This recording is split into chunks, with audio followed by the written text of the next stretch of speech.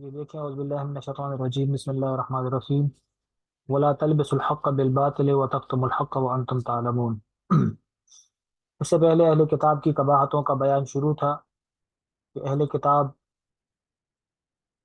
اللہ تعالیٰ کی آیتوں کو، یعنی کہ ان کی کتابوں کے اندر جو نبی کریم صلی اللہ علیہ وسلم کے صفات کو ذکر تھا، وہ چھپاتے تھے، اور دوسرے بھی احکامات ان کے بدلے میں تھوڑے سے پیسے لے کر تورات انجیل کی جو احکامات تھے، اللہ تعالیٰ کے احکامات، ان کو تبدیل کر دیتے تھے۔ تو اب آگے اللہ تعالیٰ ان کی مزید قباحتوں کو بیان فرما رہے ہیں کہ وہ حق کو باطل کے ساتھ خلط کر دیتے تھے اور حق کو چھپاتے تھے۔ یہ بھی ان کے اندر کبھی حرکت ان کے اندر موجود تھی۔ تو فرمایا کہ وَلَا تَلْبِسُوا الْحَقَّ بِالْبَاطِلِ وَتَكْتُمُوا الْحَقَّ وَأَنْتُمْ تَعْلَمُونَ، اور نہ چھپاؤ تم، نہ خلط کرو تم حق کو باطل کے ساتھ، اور نہ چھپاؤ تم حق کو، وَأَنْتُمْ تَعْلَمُونَ، حالانکہ تم جانتے بھی ہو۔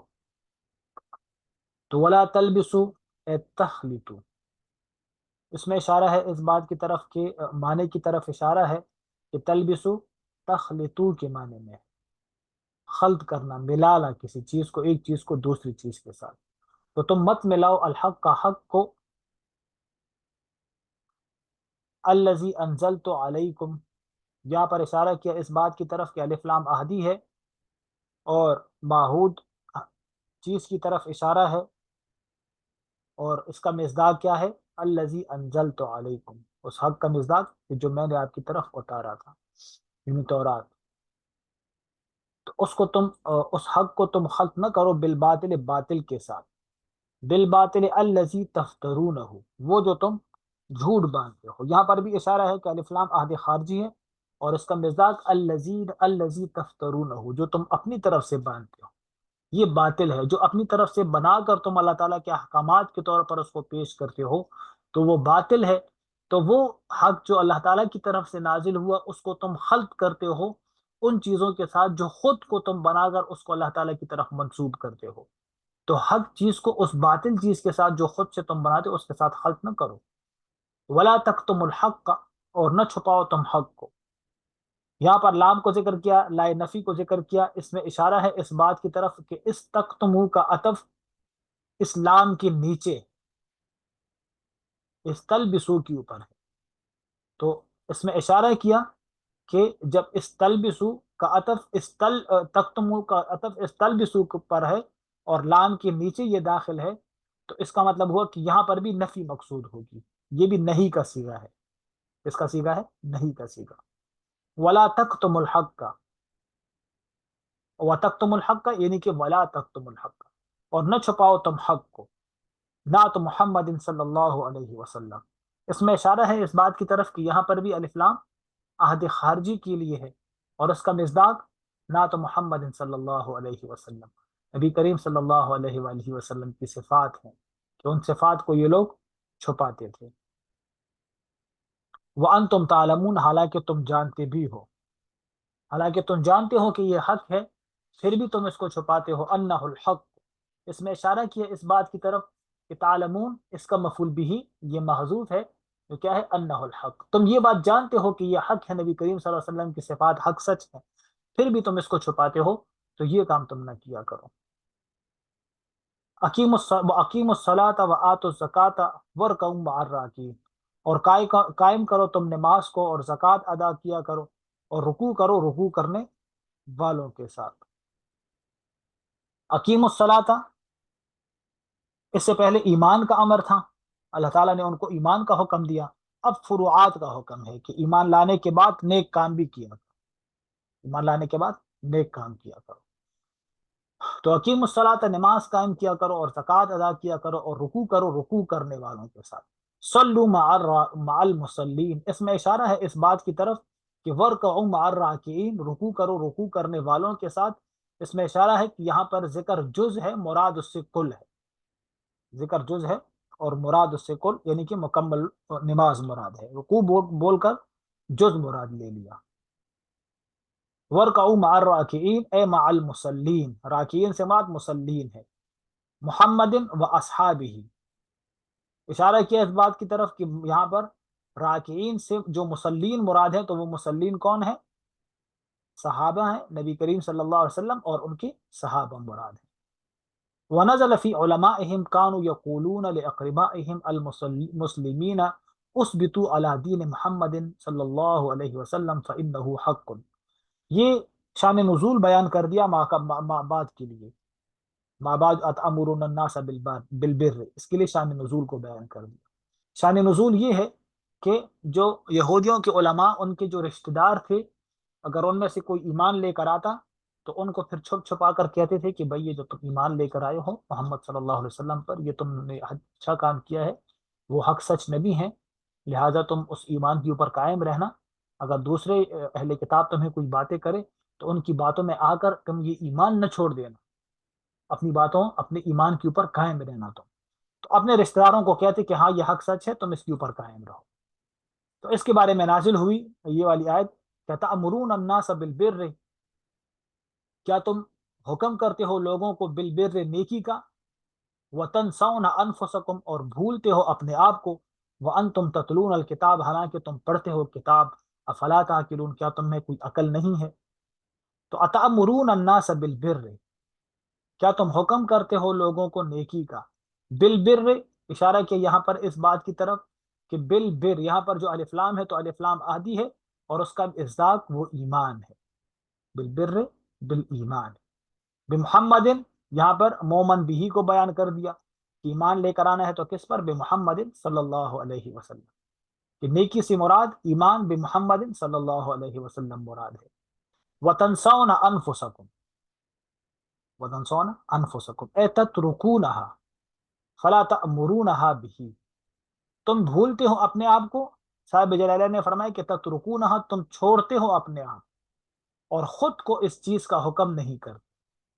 یہ اعتراض کا جواب ہے۔ اعتراض یہ ہے کہ اللہ تعالیٰ نے فرمایا کہ وَتَنْسَوْنَ أَنفُسَكُمْ، تم بھولتے ہو اپنے آپ کو۔ تو نسیان تو غیر اختیاری چیز ہے اور نسیان کے اوپر تو کوئی پکڑ نہیں ہے، نسیان پر تو کوئی پکڑ نہیں ہے کہ اگر آدمی کوئی بھول کر گناہ کر لے تو اس کے اوپر کوئی پکڑ اس کے اوپر نہیں ہے۔ تو جب بھول کے اوپر کوئی پکڑ نہیں ہے تو پھر یہاں پر بطور کباہت کے اس کو کیوں ذکر کیا؟ تو جواب یہ ہے کہ یہاں پر مبدا بول کر غایت مراد ہے، مبدا بول کر غایت انتہا مراد۔ آدمی سے اگر کوئی چیز بھول جاتی ہے تو اس چیز کو چھوڑ دیتا ہے۔ روزہ رکھنا بھول گیا یعنی روزہ چھوڑ دیا، نماز پڑھی کہ نہیں، نماز پڑھنا بھول گیا یعنی نماز چھوڑ دی۔ تو جب آدمی کوئی چیز بھول جاتا ہے تو اس چیز کو ترک کر دیتا ہے، اس چیز کو چھوڑ دیتا ہے۔ تو یہاں پر بھی مبدا بول کر غایت مراد ہے، مبدا بول کر غایت مراد ہے، یعنی اس چیز کو چھوڑ دیا۔ تو تنسون انفسکم تم بھولتے ہو اپنے آپ کو، یعنی کہ تم چھوڑتے ہو اپنے آپ۔ کس بات کے اندر چھوڑتے ہو؟ کیا مطلب؟ فلا تأمرونہا بہ، تم خود کو اس ایمان کا حکم نہیں کر، یہ مطلب ہوا تم خود کو اس ایمان کا حکم نہیں کر۔ وانتم تتلون الکتاب، حالانکہ تم پڑھتے ہو کتاب، التوراۃ، اشارہ کیا اس بات کی طرف کہ الکتاب کے اوپر الف لام عہدی ہے اور ماحود کتاب اس سے مراد ہے کہ جو تورات ہے، ماحود کتاب مراد ہے جو کہ تورات ہے، تورات کو تم پڑھتے ہو۔ وفیہا الوعید علی مخالفت القول العمل، اس میں اشارہ ہے اعتراض کے اوپر، اس کا جواب ہے، یا یوں کہہ دیں کہ نسیان اور تلاوت کتاب کا آپس میں کیا تعلق ہے؟ تم بھولتے ہو اپنے آپ کو اور تم پڑھتے ہو کتاب، تو دونوں کا آپس میں ربط کیا ہے؟ تو وانتم تتلون، تتلون کتاب، اس کا ربط بیان کر دیا وتنسون انفسکم کے ساتھ، کہ تم کتاب کو پڑھتے ہو، حالانکہ کتاب کے اندر تو یہ موجود ہے نا کہ بھائی قول کو عمل کے مخالف نہ کرنا، قول کو جو بات کرو تو اس کے اوپر عمل بھی کرو۔ تو جب تورات کے اندر یہ موجود ہے کہ قول اور عمل کے اندر مخالفت نہیں ہونی چاہیے، تو جب تم کتاب پڑھتے ہو اور کتاب کے اندر یہ موجود ہے کہ قول عمل کی مخالفت نہیں ہونی چاہیے، تو پھر کیسے تم لوگ خود کو بھول کر تم لوگ اپنے قول اور عمل کے اندر مخالفت پیدا کرتے ہو؟ تم نے تو پڑھا ہے کہ قول اور عمل کے اندر مخالفت نہیں ہونی چاہیے، تو پھر تم کیسے قول اور عمل کے اندر مخالفت پیدا کرتے ہو؟ افلا تعقلون کیا تم سمجھتے نہیں ہو؟ افلا تعقلون کیا تم سمجھتے نہیں ہو، سوء فعلکم، سوء فعلکم اشارہ کر دیا کہ مفعول بھی محذوف ہے، کیا تم سمجھتے نہیں ہو اپنے فعل کی برائی کو، کہ بھائی تم کام جو کر رہے ہو یہ برا کام کر رہے ہو، اپنے فعل کی برائی کو تم نہیں سمجھتے کہ بھائی یہ غلط کام ہے، یہ برا کام ہے، ہمیں یہ کام نہیں کرنا چاہیے. فترجعونها، یہ اثر ہے عقل کا، یہ اثر ہے عقل کا، کہ تمہارے اندر عقل نہیں ہے کہ عقل کو استعمال کر کے تم اپنے قول سے پھر جاؤ، تم اپنے عمل سے پھر جاؤ، جو برا عمل تم کر رہے ہو اس عمل سے تم پھر جاؤ. کیا تمہارے اندر عقل نہیں ہے کہ عقل کو استعمال کر کے تم رجوع الی اللہ کرو؟ یہ معنی ہوگا. فجملۃ النسیان محل الاستفهام الانکاری، یہ اعتراض کا جواب ہے. اعتراض یہ ہے کہ یہاں پر بیان فرما دیا کہ اتأمرون الناس بالبر، تو اتأمرون الناس بالبر کیا تم حکم کرتے ہو اپنے آپ کو، تو یہاں پر استفہام یا تو استفہام انکاری ہے اور یا استفہام برائے استفہام ہے. استفہام برائے استفہام اگر ہو تو وہ لا علمی کے اوپر دلالت کرتا ہے. آدمی اگر کوئی چیز پوچھتا ہے پوچھنے کے غرض سے کہ بھئی یہ راستہ کس طرف جاتا ہے یا فلاں جگہ کہاں پہ ہے، اگر کوئی بات پوچھتا ہے پوچھنے کی غرض سے تو وہ اس کے عدم علم کے اوپر دلالت کرتا ہے کہ اس کو پتہ نہیں ہے اور یہ پوچھ رہا ہے. اور دوسرا استفہام انکاری ہے کہ وہاں پر فعل کا انکار مقصود ہوتا ہے کہ بھئی کیا تم نے نماز نہیں پڑھی، تم ابھی تک جو ہے تو جاگ رہے ہو، کیا تم نے سبق نہیں پڑھا؟ تو مطلب کیا کہ تمہیں سبق پڑھنا چاہیے. کیا تم نے پیپر کی تیاری نہیں کی تھی؟ کہ مطلب کیا تمہیں پیپر کی تیاری کرنی چاہیے تھی.